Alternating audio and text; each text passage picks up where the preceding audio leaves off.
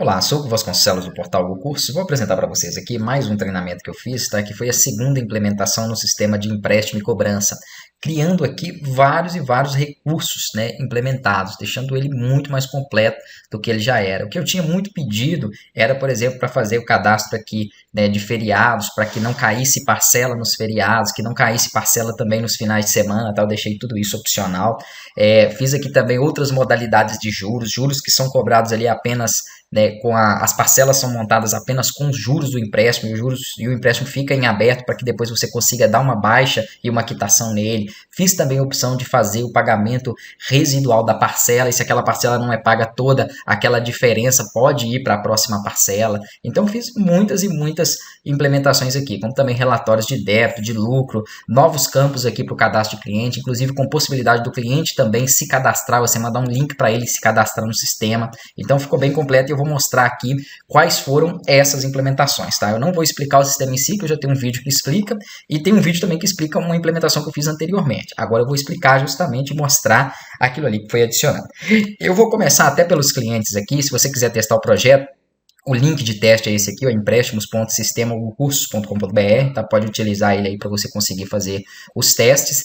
E tudo que tiver cadastrado aqui, de dados de cliente, de outras informações aí financeiras, tudo são dados fictícios, somente para, né, testes aqui mesmo e preenchimento do sistema, tá? Aqui no painel de configurações eu tive que entrar com opções novas, que foram essas duas aqui, ó, como por exemplo, não criar parcelas, né, se você não quer que crie parcela no sábado e no domingo, ou pode ser somente no domingo, deixando criar no sábado, ou manter como estava, todos os dias. Então ficou opcional essa opção. E aqui, se você colocar uma chave Pix, por exemplo, um e-mail, um CNPJ ou qualquer outra informação, ele, em vez de mandar o link de pagamento que é feito ali automatizado pelo Mercado Pago, ele vai mandar a sua chave Pix que tiver aqui, tá? Então essas foram as duas diferenças que vamos ter aqui dentro das configurações do sistema. Quanto ao cadastro do cliente, eu fiz aqui mais campos para deixar ele um pouco mais completo, né? E, por exemplo, fiz aqui também um ajuste que, se você colocar um CEP, ele já faz a busca automatizada daqueles dados. E se você pegar, por exemplo, aqui, ó, o seu sistema, né, onde ele estiver hospedado, e colocar aqui /cadastro, ele vai abrir a tela onde o próprio cliente consegue se cadastrar, tá? Então, se você tem um cliente novo, você pode mandar para ele o link dessa forma /cadastro, e ele vai preencher os dados e vai ser cadastrado aqui também dentro do sistema. Essa tela, assim como as outras, também é responsiva, tá? Então, você consegue ter aqui, ó, o cadastro pelo celular, ele consegue fazer perfeitamente por lá, sem maiores dificuldades. Agora, dando continuidade aqui, vamos fazer o seguinte: além dessas informações aqui que eu acrescentei, né, relacionadas ao cadastro do cliente, eu vou até seguir aqui para mim não me perder, tem essa questão do cadastro aqui dos feriados, ó. Por que eu fiz isso? Porque dependendo da cidade, tem feriado em uma determinada data, né? Não tem como puxar isso especificamente do sistema, é somente com um prévio cadastro. Então, por exemplo, o carnaval, vamos supor que tem 4, 5 dias lá naquele período que você não quer que ele crie as parcelas. Então, você vai colocar as datas aqui. Toda data que tiver aqui cadastrada, ele não vai criar parcela nela, tá? Então, você consegue fazer até outras datas quaisquer que você não queira que ele crie parcela. Basta estar cadastrado aqui. Ah, não, eu quero que ele crie parcela qualquer dia. Então, deixa essa opção aqui limpa, sem nenhum cadastro, apaga tudo, que ele vai criar parcela igual estava antes. Agora, além disso, eu fiz também a opção, né, das parcelas aqui não cair em final de semana, que é aquilo que eu já mostrei para vocês na configuração. Então, quando eu criar um empréstimo ou algum... Vamos fazer aqui para a gente já poder testar. Eu vou criar um novo empréstimo. Na verdade, aqui tem que ser pelo cliente. Vou criar aqui na opção. Isso também funciona para cobrança recorrente, tá? Então, às vezes você está trabalhando com o sistema não para empréstimo, mas para recorrência de cobrança, a mesma coisa. Se estiver habilitado lá, vai funcionar do mesmo jeito. Eu vou fazer aqui um empréstimo de R$1.000. Pode ser aqui, ó, 5 parcelas. E eu acabei colocando novas opções aqui, ó, como juros pré-fixado, né? Somente juros, tá? E sem juros, porque também tive pedido para isso. Não entendi muito bem essa opção sem juros aqui, né? Qual que seria a necessidade, mas criei aqui uma possibilidade de você trabalhar com empréstimo aí também sem cobrar juros, ok? Vamos trabalhar com ele aqui, ó, que seria essa modalidade nova, que é o pré-fixado. Aqui eu coloquei a explicação de cada um deles, então o pré-fixado também está explicado aqui. É onde aqueles juros finais, que se for aqui, por exemplo, ó, 10 parcelas de 10%, ele vai colocar esses 10% dos 1.000, que é R$100, em cada uma das parcelas. Então é um juro que fica bem alto aí, ok? Vou clicar aqui em salvar, né, só para a gente poder verificar. E perceba que eu acabei colocando mensal, poderia ter colocado diária. Mas quando ele gerar essas parcelas, nenhuma dessas parcelas vai cair na data aqui, que seria sábado ou domingo. Tá? Nenhuma delas vai cair nessa data. E nem, né, em feriados que tiver cadastrado ali. Aqui ele demora um pouco porque ele está gerando toda a estrutura de parcela e porque também tem a integração do WhatsApp. E quando você tem a integração do WhatsApp, ele tem que preparar o disparo de mensagem. Então você vai ver um delay somente nessa parte onde tem essas integrações. Quando eu clicar aqui para ele poder me mostrar o empréstimo que foi feito, ó, tá aqui o empréstimo, vou clicar para poder visualizar as parcelas e você vai conseguir ver as datas aqui, ó. Percebam que como eu coloquei lá para que ele tivesse o vencimento nessa data do dia 21, em abril ele pulou para 22. Vamos ver por que em abril ele pulou para 22. Talvez porque ela cai aqui, ó, em um domingo, tá vendo? Então ele não cria parcela em domingo, então ele jogou ela no 22. Aí depois a mesma coisa, no mês 6, que é junho, ele fez a mesma situação ali, ó. Então eu vou passar aqui para o mês de junho e em vez de criar ela no dia... Foi junho mesmo? Não, é no mês 7, julho. Em vez de criar ele no dia 21, ele criou aí, né, no dia... Cadê? Junho, julho. Aqui, ó. Em vez de criar no dia 21, criou no dia 22. Né? A mesma condição ali, tá? Depois, já no mês 8, no mês 9, né? Isso aqui é porque é a parcela 8, então confundindo. No mês 9, que é setembro, ele foi lá para o dia 23. Por quê? Porque o dia 21 de setembro dá num sábado. Então ele mandou para segunda. Então tá funcionando perfeitamente ali. Ele vai conseguir interpretar que não é para criar essas parcelas nessas datas que estão ali, né, no final de semana. Okay? Aí a outra questão aqui, igual essa que foi de juro prefixado, né, como eu falei ali, tem um outro que é apenas com os juros. Então, por exemplo, tive um pedido também para isso aqui, vou criar um outro empréstimo aqui para esse cliente agora, de R$500. Aí eu vou colocar aqui, por exemplo, nem precisa pôr parcela nesse modo, tá? Porque ele fica com recorrência, então não tem número de parcela. Eu vou colocar aqui a opção de somente juros. Vou deixar a frequência mensal, mas poderia ser qualquer frequência ali, tá? Vou até deixar ela diária, vamos deixar diária aqui. E vou clicar para poder salvar. Aí ele vai criar, então, esse empréstimo que vai ser pago aqui somente com os juros, né, no valor de R$500. Percebam que aqui ele já se comporta de uma forma diferente, porque além de mostrar as parcelas dele, que é uma parcela única, porque quando é dado baixa nessa parcela aqui, ó, ele vai dar baixa nela, ó. Daqui a pouco eu vou falar dessa questão de baixa, tá? Já vai abrir aqui o recibo e tudo mais, você já tinha nele. E ele já cria próximo, para o próximo mês ou para o próximo dia, conforme a recorrência que foi aplicada ali, né? Nesse caso eu coloquei diário, então ele criou para o dia 23, tá certo? Inclusive, quando chegar aqui numa outra data, vamos fazer aqui mais umas outras, ó. Ele foi para o dia 29. Por que ele foi para o dia 29? Porque aqui dentro do sistema eu cadastrei algumas datas que seriam feriados. Então ele acabou pulando 26, 27 e 28, conforme você pode ver aqui. Voltar aqui, ó, para a gente poder ver lá, né? Então, por isso que ele passou essas questões ali, passou as condições das datas que estavam cadastradas lá como feriado, tá? Então, por isso ele jogou já aqui para o dia 29, porque pulou elas, pulou sábado, domingo e tudo mais. Então, tá tudo certo aí. Aí, ele vai criando essa recorrência, né? Só com juros. Enquanto ele não quitar aquele empréstimo, que é de R$500, que tá aqui, ó, ele vai pagando essa taxa de juros que ficou definida para ele, tá? Que nesse caso foi 10%, que é os R$50 ali. Então, esse empréstimo funciona dessa forma. Agora, vamos supor que o cliente queira quitar o empréstimo, é por isso que tem essa opção aqui para essa modalidade de empréstimo, que abaixa nele.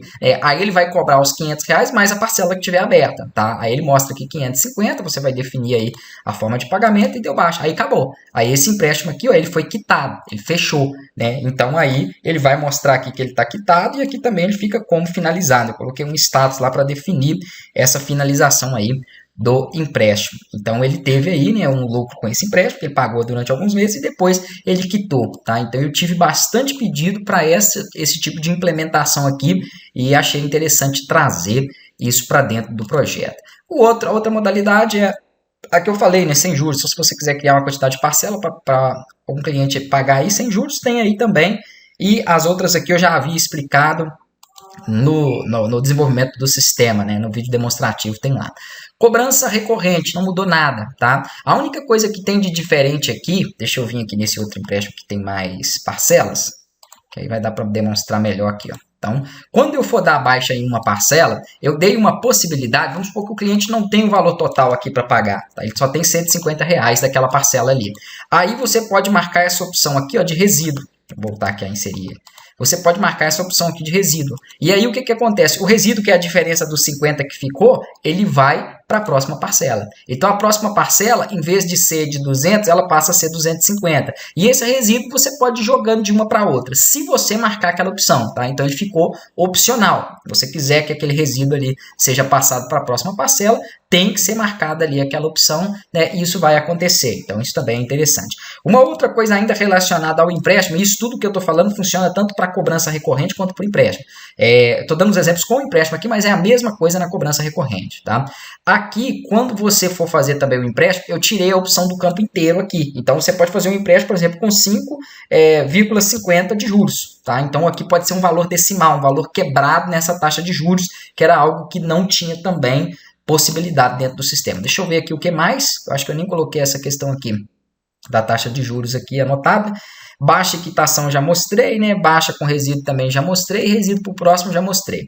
Campo Pix para substituir o API de pagamento já falei, porque quando você cria uma conta, ele cria aquela mensagem lá do WhatsApp e manda o link de pagamento para o cliente. Mas se você não quiser o link de pagamento, pode colocar ali no sistema, aqui nas configurações dele, o seu Pix, né, a chave Pix, e ele vai mandar ela, tá? Então eu tive que colocar isso aí também no sistema, porque eu tive pedidos. Vamos lá, relatório de débito. Relatório de débito bem simples, você clicou aqui, ó, ele vai mostrar todos os clientes que têm débito. Nenhum tem débito, mas vamos forçar aqui um ter débito? Eu vou pegar aqui o empréstimo, vou colocar aqui que vai ser um empréstimo que pode ser juros básicos mesmo, diário, e vou colocar aqui que ele foi feito lá para o dia 1º, né? Só para poder ficar vencido mesmo. Então, vou inserir aqui, ó, que vão ser 5 parcelas. Esse meu navegador, ele está no modelo, mostrando aqui no modelo invertido, tá? Então, você está vendo aqui 2 do 1, mas é 1 do 2 mesmo. É uma configuração do browser aqui mesmo.